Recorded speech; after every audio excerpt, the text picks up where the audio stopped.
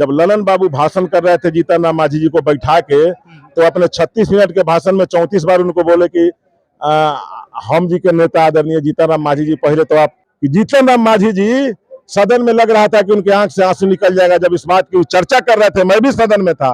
देवता की पूजा होती है जिसमें शराब चढ़ाया जाता है, इन लोगों का पौराणिक पूजा है। और जीतन राम मांझी जी ने कहा था, मांझी जी ने कहा था कि कम से कम उस पूजा पाठ के लिए भी तो फ्री कर दीजिए।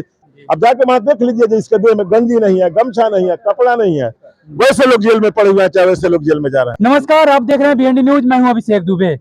हमारे साथ पूर्व विधायक कल्याणपुर और केसरिया के माननीय श्री सचिंदर प्रसाद सिंह हैं और इनसे जानेंगे जो बिहार में हो रहा है उस चीजों के बारे में। सबसे पहले स्वागत है आपका। बहुत बहुत धन्यवाद, और आपका भी हम स्वागत, वंदन और अभिनंदन करते हैं। आपके चैनल के माध्यम से बीएनडी जो आपका न्यूज है, इसके माध्यम से आपके सभी श्रोताओं और सभी दर्शकों का हम बहुत बहुत धन्यवाद करते हैं। पार्टी के जीतन राम मांझी हैं, उनका बेटा जो थे उन्होंने बीजेपी ज्वाइन करने की बात चल रही है, उन्होंने छोड़कर जदयू और हम लोग को जो न्यूज मिला है, हम पार्टी के नेता आदरणीय जीतन राम मांझी जी जो थे, जब ललन बाबू भाषण कर रहे थे जीतन राम मांझी जी को बैठा के, तो अपने 36 मिनट के भाषण में 34 बार उनको बोले कि हम जी के नेता आदरणीय जीतन राम मांझी जी, पहले तो आप जदयू में थे, नीतीश कुमार जी आपके नेता थे, आप अपने पार्टी का विलय कर लीजिए और चले आइए जदयू में। और इतना ना उनको प्रेशर किए जो अपने अस्तित्व बचाने के लिए, अपने अस्तित्व की रक्षा के लिए, अपने ईमान की रक्षा के लिए, अपने धर्म की रक्षा के लिए वो उस पार्टी को छोड़ के या गठबंधन को छोड़ के अपना बाहर निकलना। चूंकि हमको याद है कि जीतन राम मांझी जी सदन में लग रहा था कि उनके आंख से आंसू निकल जाएगा जब इस बात की चर्चा कर रहे थे। मैं भी सदन में था कि शराब हम लोग का जो समाज है, जो हमारा मुसहर भाई लोग है, हमारा धांगड़ भाई लोग है, हमारा मिस्तर भाई लोग है, इनके यहाँ किसी एक देवता की पूजा होती है जिसमें शराब चढ़ाया जाता है। इन लोग का पौराणिक पूजा है। और जीतन राम मांझी जी ने कहा था, मांझी जी ने कहा था कि कम से कम उस पूजा पाठ के लिए भी तो फ्री कर दीजिए।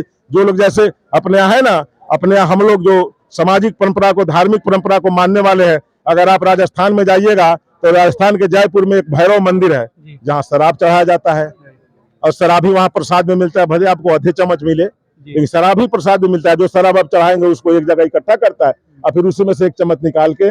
और काल भैरव का मंदिर भारत का सबसे प्रसिद्ध मंदिर है जो जयपुर में है। तो हम लोग के मान्यता को, हम लोग के मर्यादा को, हम लोग को आदर्श को भी समाप्त किया जा रहा है। हम लोग ये थोड़े कह रहे हैं, देश में सेना है, सेना को शराब दिया जाता है कि नहीं? एक लिमिटेशन में दिया जाता है। जो तंदुरुस्त रहे, वो बोल रहे हैं, कहीं कहीं उसको जलाने के लिए दिया जाता है। सियाचिन ग्लेशियर के सीमा पर जो होगा, जिसका इतना बर्फ में ढका हुआ, जिसके माथे पर बर्फ पड़ रहा होगा, क्या उसको जरूरत है कि नहीं उस चीज का? सरकार ने अगर पोटेंशियल युक्त बनाया है तो उसको जरूरत है। हम लोग ये थोड़े कह रहे हैं जहरीला शराब अपने आदमी से घूम घूम के बेचवाइए, घरे घरे डिलीवरी कराइए, आदमी का जान लीजिए, कुछ तो गरीब लोग हटेगा। आप जाके देखिए ना वहाँ एक्साइज डिपार्टमेंट पे, इस समय चले जाइए, तो इस समय टारगेट आ गया होगा, शाम को एक्साइज डिपार्टमेंट से 150 को पकड़ना है। अब यहाँ ताड़ी पीने वाला एक बोतल ताड़ी पी लेता है, उसको पकड़ के ले जाता है, जबरदस्ती उसके नाम पर 4 बोतल ताड़ी लिख देता है जी बेच रहा था, अब 1.5 महीना जेल में सड़ रहा है। अब जाके वहां देख लीजिए, इसके देह में गंजी नहीं है, गमछा नहीं है, कपड़ा नहीं है, वैसे लोग जेल में पड़े हुए हैं, चाहे वैसे लोग जेल में जा रहे हैं। क्या कोई निमन आदमी, संपन्न आदमी पकड़ा रहा है? तो क्या हम पार्टी को बीजेपी ज्वाइन कराएगी अपने साथ? अब तो उनका निर्णय है किस पार्टी को ज्वाइन करेंगे। हम लोग के आदरणीय है, आदरणीय जीतन राम मांझी जी, हम लोग इज्जत सम्मान उनका करते हैं, पहले भी हम लोग के साथ रहे, उनका इज्जत सम्मान किए हैं। उनके विवेक पर निर्भर करता है, लेकिन कहाँ जाएंगे वो, लेकिन वो जलील हो रहा है तो कहीं ना कहीं तो जाएंगे। बहुत बहुत धन्यवाद आपने। चलिए, आपका भी बहुत बहुत धन्यवाद, आपको बहुत बहुत बधाई, आपके सभी दर्शक और शुभचिंतकों को बहुत बहुत शुभकामनाएं। आप देख रहे थे बीएनडी न्यूज, मैं हूं अभिषेक दुबे। जय हिंद।